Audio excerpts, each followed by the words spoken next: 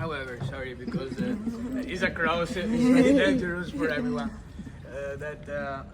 These legends say that the hole is there because on the ancient time, the owner of that building called a priest to do an exorcism, and when the devil escaped from the building, escaped from the hole. Oh, wow. Okay, for that the devil. Well, the gondola ride, as I mentioned, I could have taken a nap. It's a really relaxing way to see Venice. Okay, so I was on the gondola ride, but they were in the center. I was on the side. Okay, I was on the right side of the gondola, and it's a little stool there. Ain't no back. Okay, there's no back on the stool. And let me be clear, I trusted the gondola driver with my life. I didn't trust myself with my life because I was like, if I fall in this water, I'm gonna be really upset. Okay, and so it's a very the balance on the boat is very precarious. So I'm on the side, I'm like, man, I hope I'm not tipping this boat right now, because like one side is like sinking and the other side is like thing, and I'm like hunched like this. I have my hands on the other stool, and I'm like, and then my mom wants me to take photos. I'm like, I can't sit up. She's like, sit up. I'm like, I can't sit up. And so I'm like surfing on this one side. But you know, the gondoliers were so considerate of me. They helped me. I was a little concerned about getting on and off of the gondola, but the gondoliers took their time. They helped me into the gondola. Two of them helped me in, and they virtually lifted me into the gondola, and the same thing going out. I just appreciated their care. Yes, they were very sweet. One of them had a very nice smile, very nice. He was like, ciao, and I was like, ciao, very nice. But I was so afraid of falling into that water. I was like, I'm like, as you guys were like, oh, look how pretty it is. And then I'm like, and one of the things, I was like rocking. One of the things, if you think of it as a street, it's just on water. And whenever they would get to an intersection, they would call out, they would yell out to let the gondola coming into the intersection know that they were there. And they could go around corners. They were such good drivers. I don't know what you would call them. They would be this close to the edge, but they would make it around the corner. It was really amazing to watch the way that they were able to drive those gondolas. He would call out left or right. I don't know the words in Italian, but I could tell that is what he was saying. He's like, on your left, on your right.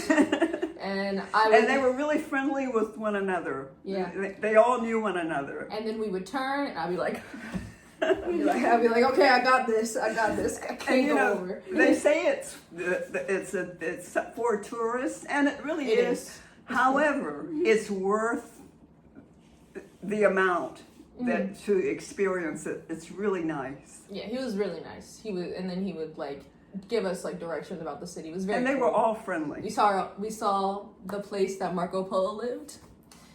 Marco Polo. And then he turned to me and he was just like, you play this in America, yeah? The pool game? I was like, oh yeah, we play Marco Polo. Okay, so we say, hey, let's go see the fireworks, gang. We go, yeah, it's New Year's, let's go see the fireworks, fire. So then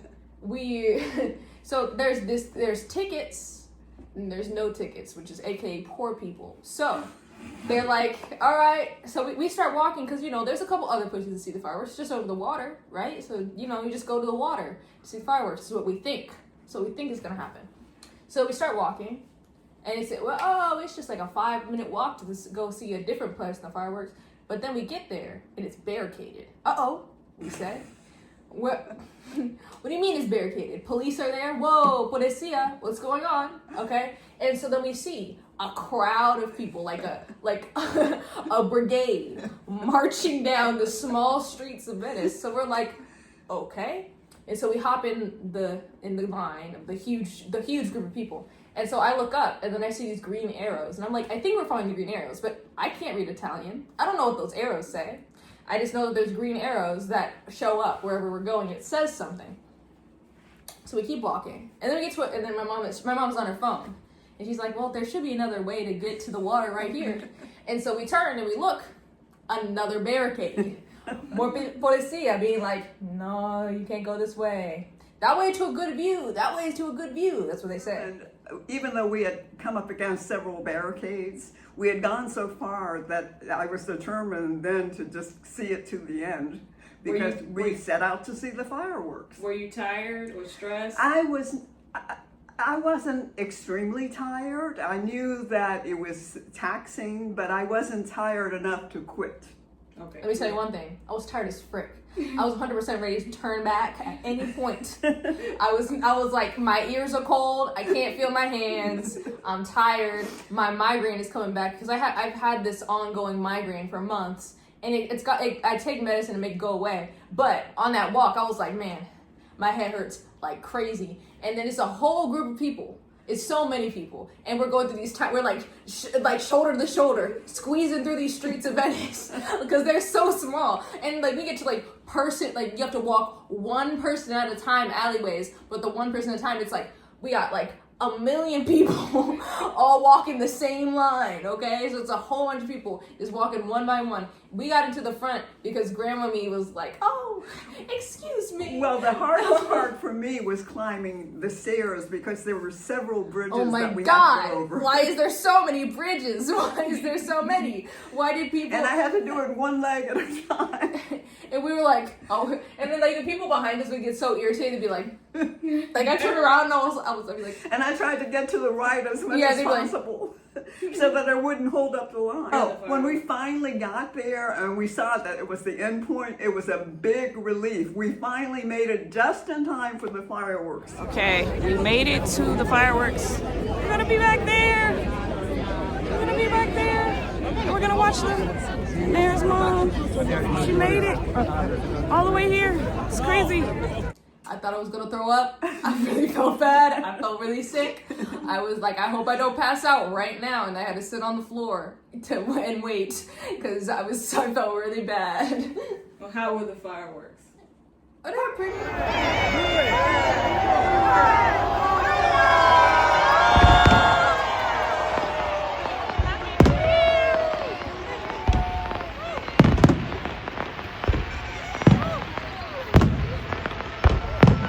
The fireworks were on the same par as Washington, D.C. and Boston, Mass. and San Francisco. They were really good. So unfortunately at that time I did have a migraine, so it felt like I was getting tased. But they were very pretty. They were very pretty fireworks, but every time it went off, I'd be like, oh! And then tears were, so I have like a migraine in one eye, and so tears were just running down one eye as I looked at the fireworks. But they were really pretty, and so I covered my eye, and then I was watching, and that was fun. They're cool fireworks. It was cold, but it was cool. I like the fireworks, and then everyone was speaking Italian. They were like, yeah. I'm glad that we had a chance to see them in Venice. Yeah. And we saw these sculptures of lions from the 15th century. That was on our walk to the fireworks. Right. Yeah. And it was their idea of what a lion looked like. So because you could tell they'd never seen. Yeah, you could tell how old a building is depending on how they like sculpt animals that they've never seen before. Because if it looks pretty similar, then it's probably more recent. But if it looks like they're like, no, I know what a lion looks like. Yeah, no, I know what a lion looks. It's a cat. Yeah, I know what a cat looks. And then it's got they put a little man. Yeah. No, I can draw that. I can sculpt that for you, and it looks like rawr. Like that's how you know. that's. The opera house. There's no language to describe it, really. It's so beautiful. And saying it's beautiful doesn't capture it. For me, as a theater person, a theater is a theater. I think it was really pretty. But on stage, I was looking at because you could see that the stage crew was taking back the stuff after the orchestra. And I was like, man, we've been there. They're striking the set right now, and that's what I was thinking. Like it was very pretty, but I was just like, this is just a big theater, and with really pretty details. But it's still theater, no matter where you are. It's pretty much the same thing because they were speaking Italian, But the dude, he was up there, he was like fixing the camera, and he was like, I can't fix the camera there. I have to take it back. And then the other dude was like, no, I need you to move the camera. Like, I knew exactly what was going on. Dude was coiling the wire. I've done that before. They got you have a little mechanism to coil the wire. He was looking around like, dude, all these people are watching me. I'm not here to be doing this. I'm trying to coil the wire. And I could see everything that was going on. Dude dropped the chairs. He said, oh, I dropped the chairs, try to lift them back up. And I've seen all of that before, even with in my high school. We had a really nice dinner. It was delicious. Did we tear it up? We had sea bass that was just the morsels were just melt in your mouth. Mm-hmm. So here we are, 3 petite, beautiful women walking in. Oh, this is so nice. This is so nice. Oh, yes, I would love to have the sea bass. Yes, I'd love the lobster. So I want to be clear, we got like a big meal because we got.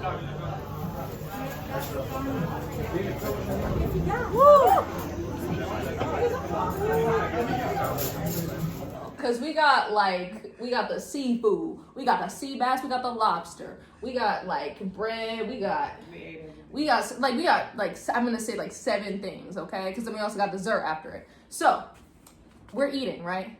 And then so the lobster, we're like, oh, we can't really get this out of the shell with the forks. So then we eat crab. We a crab family.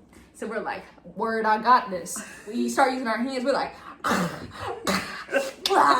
and pulling that. And then so also when we got the sea bass, he gave us the fish head. So we like scooping it out of the fish head. We getting every because space of meal. We gotta make sure we make every last cent of this meal. And so then I'm eating some of my sea bass, finished my lobster. I look up. It looks like we had destroyed this meal. Okay, it's like corpses of our fallen enemies across the table. Shell is all on the thing, stains all over the table cover, the white table cover.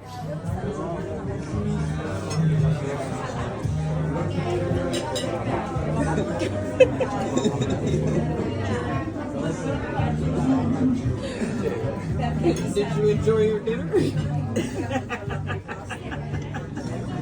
It was delicious. How was your dinner?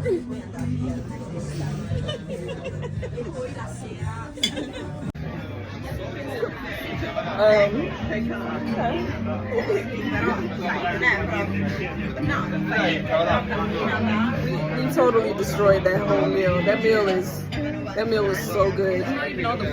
Huh? No, it's not all the plates, but we didn't come here to play, obviously. Waitress dude comes over, places some wipes. He's like, "You gonna need these?" And thank you, we say. We wipe it, and then we had dessert after. So it was good. We liked it. I got my Cicchetti in Venice, and it was absolutely delicious. We went there the night before, and he only had first of all, they kept running out of stuff in Venice. They ran out of stuff from here too. Croissants here too. If you don't get places early, I'm just gonna say in Italy, if you want some food, get there very early because people eat up everything before you get a chance to get there. And if you come late, and when I say late, 12 o'clock, there's no croissants. Okay, so you got to get there mad early to get the good stuff. So we went to a place that was known for Cicchetti, but we got there late in the afternoon, and he only had one. He had mushroom. He had mushroom. He had several mushroom, but he only had one. What is it called? Was it cuttlefish? Cuttlefish, and she ate it. And let me be clear. I was like, no. He said he only had one cuttlefish. She was like, no. I think he said two. And I was like, no. But there's only one. And I said, do you want to taste? She said, no. There's another one coming. I said, there ain't no another one coming. And there was. And I ate it. I said, ow, this is some good stuff. So I decided to come back the next morning before we left Venice and have breakfast there. So we got to try all of the Cicchetti, and it was so good. It was so delicious. When you go to Venice, get the Cicchetti. It's the traditional, I guess it's technically a breakfast food. And then dude hooked us up with all these wines to try with it, which were fabulous to go with the Cicchetti. So we tore it up. So we are trying the Cicchetti, and it's very delicious looking. And then Ricardo has given us an assortment of wines and prosecco. And so, okay, let me flip. This is a squid. What is this? This is squid. And Squid? Then, yeah, and then this one is like it's a type of cheese. Was it gorgonzola? And then this was the traditional Sardine.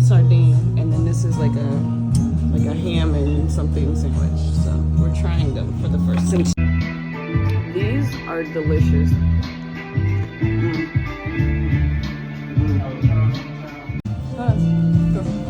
The traditional sardine.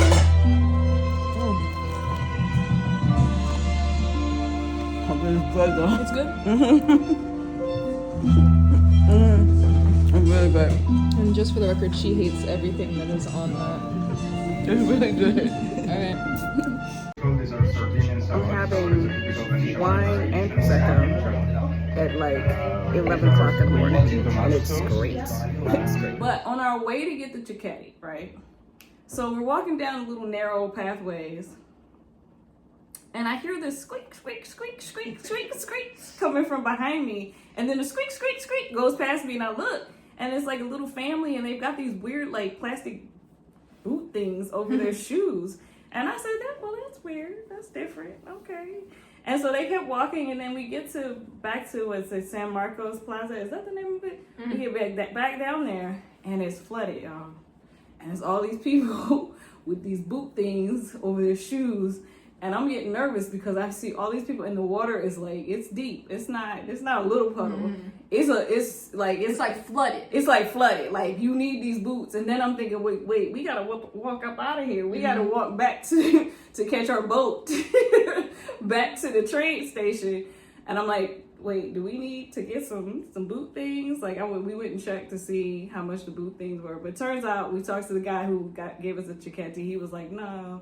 It is, and the woman that worked there, she was like, it's just low tide. They were so chill about it, like, no. You high tide. I mean, it was high tide. They were like, yeah, just wait a little while, it'll be fine. It was like, it's every day.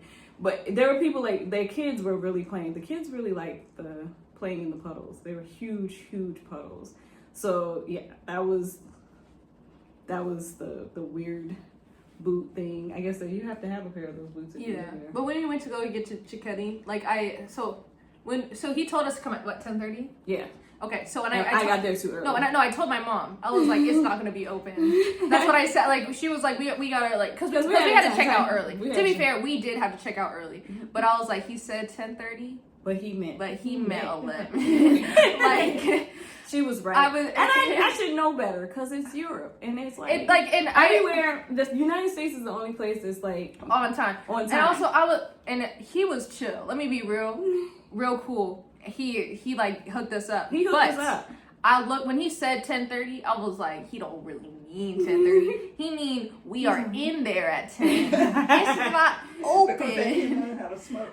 No, wait. Allow me to demonstrate. Allow me to talk about it. So we get there early.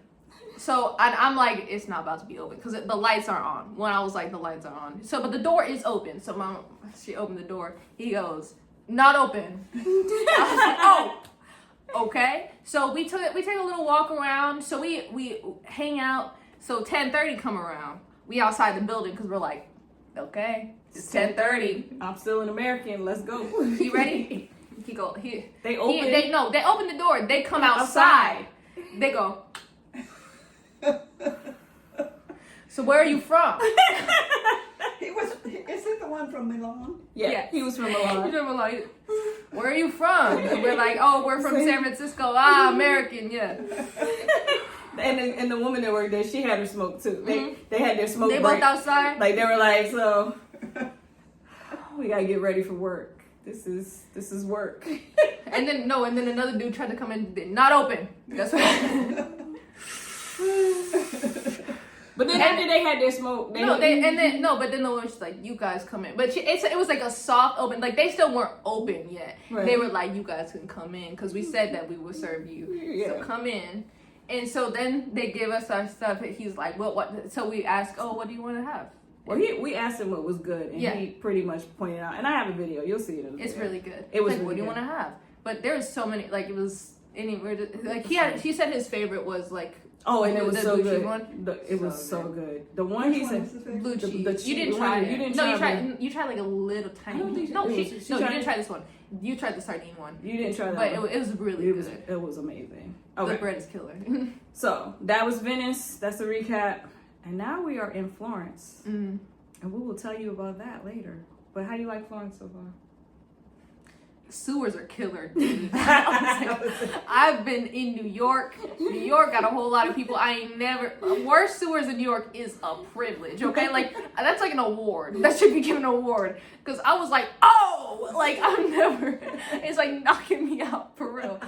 Crazy sewers here. But I mean, the sidewalks are small. Don't give too much. This is the Yeah. next one. But yeah, we're gonna do Florence next. But we're in Florence right now, so that's the next video. Anyway, peace, guys.